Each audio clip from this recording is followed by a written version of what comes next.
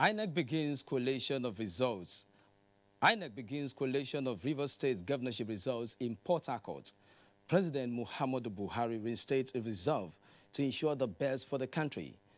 JAMB withdraws accreditation of 14 privately owned computer-based test centers from conducting the UTME. These are more on Panorama today, coming to you from the Lagos Network Center. I am Michael Olale. We'll be right back.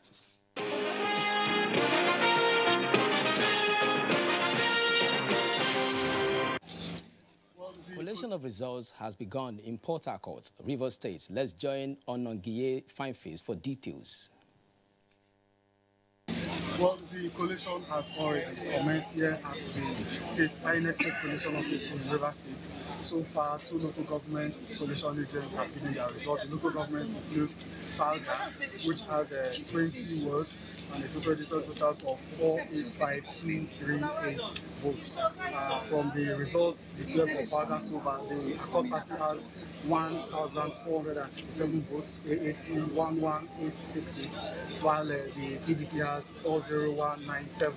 And in the current local government areas, there are 13 wards, out of which elections were suspended in 2 of the wards. The other wards had a total vote cast of 22885, out of which the A, that is Accord Party, had 138, AAC 5660, and the PDP 14938. The collation has gone up for these 2 local government areas. The collation officer for the current local government, Dr. Imem Dennis, is still briefing the House about the incident at the 2 wards that the elections were cancelled. Other local government collation officers and AOs will be coming up shortly to give their own updates. That's the situation so far at the INEC office here in Port Harcourt. President Muhammadu Buhari is in Dakar, Senegal, ahead of today's inauguration of President Macky Sall for a 2nd term in office. State House correspondent Adamu Sambo reports that the president arrived Le Port Senghor International Airport at about 9 o'clock Monday evening, local time. On hand to accord him a befitting reception was a high-powered Senegalese government delegation led by the re-elected President Macky Sall. Others include the Minister of Foreign Affairs, Nigerian's ambassador to Senegal, the National Security Advisor, the Director General of the National Intelligence Agency, and other senior government officials. President Buhari, who is the current chairman of ECOWAS, is expected to serve as special guest of honor at the Senegalese presidential inauguration ceremony, to be attended by other African leaders. The Nigerian leader is being accompanied by Governor Mohamed Abubakar of Bauchi, Nasir El-Rufai of Kaduna, and Umar Tanko Al-Makura of Nasarawa State. Senegal is the 4th country to be visited by President Muhammadu Buhari since the renewal of his mandate by majority of the vote cast in the last presidential election. His own inauguration is scheduled for the 29th of May this year. President Muhammadu Buhari has reinstated his resolve to put all his efforts towards ensuring the best for Nigeria and our citizens. This was while receiving on solidarity members of the Board of Trustees and Advisory Council of the Castina Foundation led by Justice Mama Nasir. State House correspondent Adamu Sambo has the reports. President Muhammadu Buhari said a purposeful leadership and vigorous pursuit of public good is the only way to reciprocate the massive show of support to the governing APC by the nation's majority. The president described his vote-seeking enterprise in all the states of the federation as an eye-opener, saying the crowds that welcomed his campaign train were more than anyone can possibly induce. He said that clearly demonstrated people's appreciation of the efforts by his administration so far at national salvation, and this will not be taken for granted. I assure you that I will do my best in the 2nd term, and we will work for Nigeria and all our peoples. President Buhari was before his election the chairman of the Katsina State Foundation for 17 years, during which a lot was done to support education, healthcare, and agriculture in the state, especially for the less privileged. The Galadima of Katsina, Justice Muhammad Nasir, who spoke on behalf of the delegation, said the Katsina State Foundation is grateful to God and all Nigerians for giving President Buhari the opportunity to serve another term in office. We thank Almighty God for what you have done to this nation by bringing you here to continue serving the people. President Muhammadu Buhari also granted audience to the governor of Imo State, Rochas Okorocha, who described his relationship with the president as very cordial, despite the outcome of the last elections in the state. Governor Okorocha said he was in the State House to invite the Nigerian leader for the inauguration of the various people-centered projects executed in the state. I've completed the construction of a new cargo airport, terminal, warehouses, and cargo sheds. That needs to be commissioned. I've also completed a new police headquarters and also a new prison headquarters in Imo State. These are federal government projects built by Imo State government. And with other landmark projects like the Justice Oputa Court, the new Imo State High Court complex, which were built. So we have well over 1,000 projects verifiable to be commissioned. President Muhammadu Buhari is a great man. He's a man of wisdom, a visionary leader. That's why you see some of us tagging along with him. He's a father to all. Be you a Muslim, be you a Christian, be you from the southeast or south side or southwest or north, President Buhari is our father. And everybody who loves him should project him in that light. Mr. Okorocha of the APC, whose senatorial ticket is still a subject of controversy and litigation, is serving his last term in office as Imo State Governor. From the State House, Adamu Sambo, NTA News. Vice President Professor Yemi Osinbajo says President Muhammadu Buhari's administration is taking practical steps to improve the quality of lives of Nigerians through its economic policies and multi-sectoral reforms. The Vice President stated this in Lagos while delivering the 50th convocation lecture by the University of Lagos. Jane Ojukwu reports. In his lecture titled Nigeria Rising, The Path to Prosperity, Professor Yemi Osinbajo blamed years of corruption for infrastructural neglect and the nation's stunted development. He expressed confidence that the Buhari administration's economic growth plan, which is already yielding positive results, will through its various components, including review of education curriculum and restructuring of the healthcare system, among others, ensure that the administration's next-level agenda is not just a slogan. The youths, he said, have a major role to play, which underscores the need for their capacity building to function in the 21st century workplace. It will focus, the enterprise bank or the entrepreneur bank will focus on startups, on new businesses. And the idea will be to fund these new businesses from startup to the point where they're able to go on their own. It's very clear that already so much is going on, and so many technology businesses in Nigeria are able to attract even funding, not just locally, but internationally. Earlier, the VP had commissioned projects including a TED Fund-financed academic publishing center, a medical center, a lecture theater, and a swimming pool for upcoming Noga Games, among other projects. In Lagos, Jane Ojukwu, NTA News. The Joint Admissions and Matriculations Board, JAMB, has withdrawn the accreditation of 14 private computer-based test centers out of the 712 accredited from conducting the UTME examinations. JAMB Registrar Professor Ishak Oloyede said this while monitoring the conduct of the mock examination at some centers in Abuja. Online Kaujo reports. 157,331 candidates registered nationwide for the mock examination aimed at preparing candidates for the Unified Tertiary Matriculation Examination. While monitoring the conduct of the mock examination at some centers in Abuja, Professor Ishak Oloyede said 14 private CBT centers were disaccredited due to infractions ranging from collection of more than the stipulated 700 naira for the mock examination by private CBT centers, link tests that showed that the centers do not have the capacity to conduct UTME, and the fact that some centers conducted mock examination without JAMB authorization. For one infraction or the other, technical and some deceit and thinking that they will not know. So now we have about 698 centers left in the operation, but we have redistributed the students. Impressed with the conduct of the UTME mock examination, Minister of Education Adamu says it will no longer be business as usual for centers that indulge in these illegalities. Well, they should stop and they should adhere to whatever guidelines is given by the registrar. Otherwise, the same fate will befall them. Some candidates who participated in the mock examination say the exercise has afforded them the opportunity to cover other areas of their chosen subjects.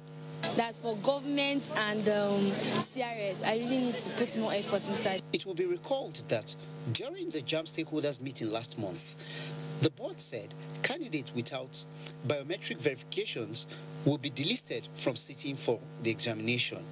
And to ascertain the authenticity of each candidate, they were made to thumbprint before and after taking their examination.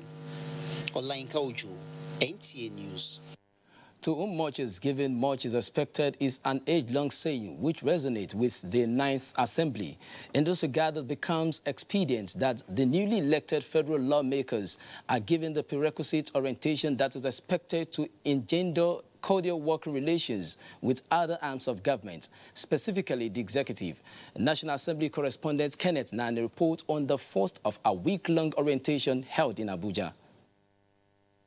The orientation program for the Batch A returning members and the newly elected lawmakers for the 9th National Assembly took an interactive format with the leadership providing explanations to the questions by the legislators-elect on the National Assembly structure, functions, parliamentary rules and business, other than the seeming politicking on who occupies what position when the 9th National Assembly is fully constituted. I think there's too much attention being put on the issue of election of presiding officers. I think there's more they need to do beyond that. But I think the most important thing for the members and the senators and members elect is to work ahead and to understand the rules and the procedures that are required. Legislative practice and procedures in the National Assembly, motions and resolutions and other parliamentary activities were also critical in the discussions. Once there is this consultation and sharing of ideas, there will be smooth relationship between the executive and legislature. I believe that with these developments, at the end of the orientation, we will be better equipped and prepared to hit the ground running. At the end of the day, the dividends of democracy will be achieved for our teeming populace. My hope is that this 9th Assembly and the party as well will consider quota representation for women. The orientation exercise is a conscious effort by the National Assembly to enhance capacity of lawmakers towards legislative practice for the sustenance of Nigeria's democracy. In Abuja, Kenneth Nani, NTA News. Nigeria has the required laboratory equipment to certify the standardization and quality of products before usage. Chairman Senate Committee on Industry, Senator Sam Egu, stated this while on oversight visit to SON Laboratory Office in Lagos. Abolade Salami reports. On arrival, the Senate Committee on Industry were conducted round the Standards Organization of Nigeria Laboratories to examine how checks are carried out on electrical materials to ascertain their level of proficiency before certification. Other laboratories visited by the Senate Committee witnessed some practical demonstration usually carried out on samples of products. Chairman of the committee, Sam Egu, after the tour of the complex, expressed satisfaction on the level of work with a call on the organization to maintain the standard. In the issue of standard, standard is something that you need to completely upscale at each time.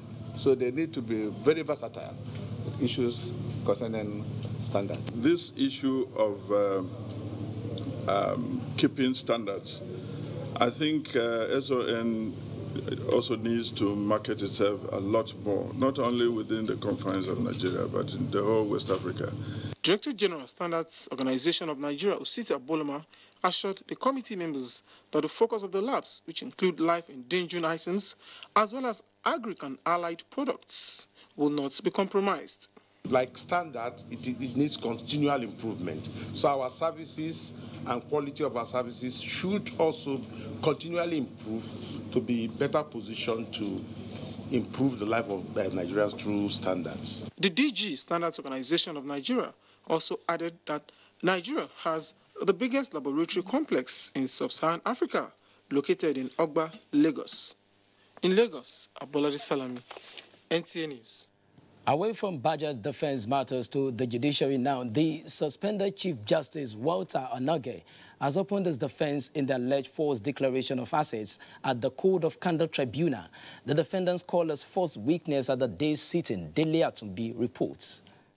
The lead counsel to Justice Onoge Adegboyega Omolo SAN called the first defense witness, Olariwaju Busari, who told the tribunal about the collection and submission of the asset declaration forms of himself and that of the suspended Chief Justice of Nigeria in 2010.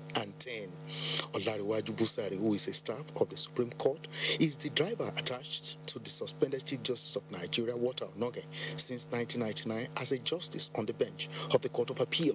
The defense counsel tendered in evidence the receipts of the payment for the asset declaration form, which the prosecution counsel Ali Umar SAN objected to on the ground that the receipt lacked revenue number, which made it inadmissible as the authenticity of the receipt was in doubt. Relying on relevant case laws and the Evidence Act, Defense Counsel Awomolo SAN countered the argument of the prosecution counsel on admissibility of a document in evidence.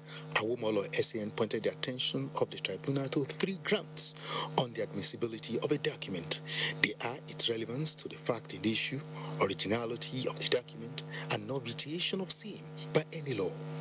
The tribunal subsequently admitted the receipt in evidence. The tribunal also subpoenaed Teresa Nwafo, a director in the Code of Conduct Bureau, to give evidence following the application of the defense counsel.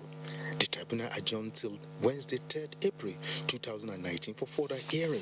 While the prosecution counsel spoke to newsmen, counsel to Justice Onoge declined comments, but gave out a prepared text indicating that the defense counsel may have closed its defense even when the second defense witness is yet to give its evidence. I cross-examine the witness. Like I said, I will do so to the best of my ability. I'm happy that this case is now going on. He has opened his defense and we are going on. Justice Walter Onoge is standing trial on 6-count charge on false declaration of assets. In Abuja, Dele Atumbi, NTA News. You are still on to Panorama, coming to you from the Lagos Network Center. More reports after this break. Stay with us. Is an evil practice abolished all over the world over 200 years ago. But today, human traffickers are selling human beings as slaves in Africa. It is your responsibility to make sure that you and the people you know do not fall into slavery. Don't believe fake promises of jobs abroad. People went to say Libya, Italy no use you when they carry me on top water. 4 days now they lock me for inside house, no food, no water. I nearly die. Now God, when me heaven and earth, now save me. If you get 1 naira for Nigeria, you get junior 1, you say you no get papa, you no get mama, now make you come out. I beg go they do farm work. You better pass person when enter road. Don't accept to travel to Europe through the Sahara Desert. You may be walking into slavery. Don't be a slave. This is a public service announcement brought to you by NTA.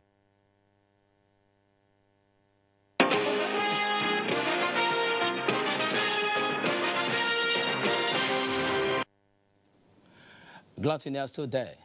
Members of the Coalition of Democrats for Electoral Reforms, who serve as domestic observers during the 2019 general elections, have commended the Independent National Electoral Commission, INEC, and other stakeholders for each free elections. They gave the commendation while presenting their reports to the public in Lagos. Tunde Saiki reports. The 2019 general elections may have come and gone, but the dust it raised before, during, and after the exercise is still fresh to those who in one way or the other had roles to play. One of such agents that served as domestic observer is the Coalition of Democrats for Electoral Reforms. Executive Director, Coalition of Democrats for Electoral Reforms, Dr. Wumi Bewaji, said having received reports from those who served as observers during the exercise had a unanimous conclusion of a free, fair and credible exercise. He, however, noted some shortcomings that if more voter education is carried out, will be overcome. We have observed is a situation whereby, because the army uniform is no longer now exclusive to the army.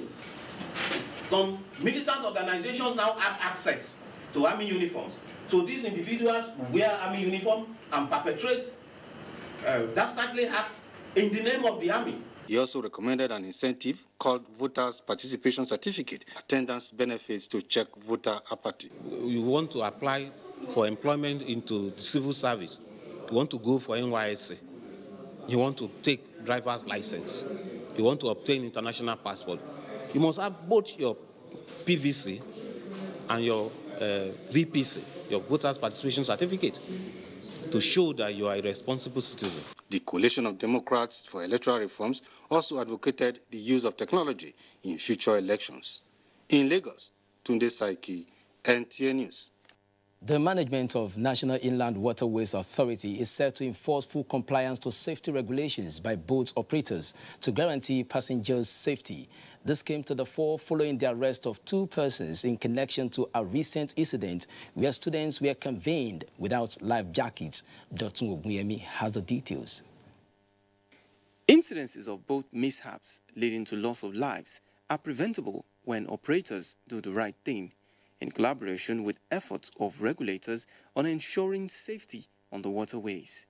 This picture is therefore not only shocking but disheartening, as it captures a boat operator arrested on his way to Osborne for a school event conveying 12 students from the government secondary school, Takwa Bay, all of them without life jackets, contravening standard operating procedures. Quite more than 2 months ago, and look at what they are doing. Taking such young, precious lives on a boat without life jackets? What can be more criminal than this? Balogun Oriyomi and his boat driver will be charged to court after investigations, while their boat has been impounded as new authorities sounded a note of warning to other boat operators. Go back now and make sure that you do the right thing. You know what to do. If any passenger refuses to wear a life jacket, at the point where he is supposed to wear the life jacket, give him back his money, please. National Inland Waterways Authority is hopeful that the incident will serve as deterrent to errant boat operators who do not comply to safety standards, while patrols will be reinvigorated to ensure compliance. In Lagos, Dotun Oguyemi, NTA News. And on sports, Nigerian Basketball Federation plans towards a successful outing at the FIBA World Cup as David Dawariye emerged champions of the 18th edition of the Junior Tennis Masters in Lagos. Olumide Guntola tells us more on our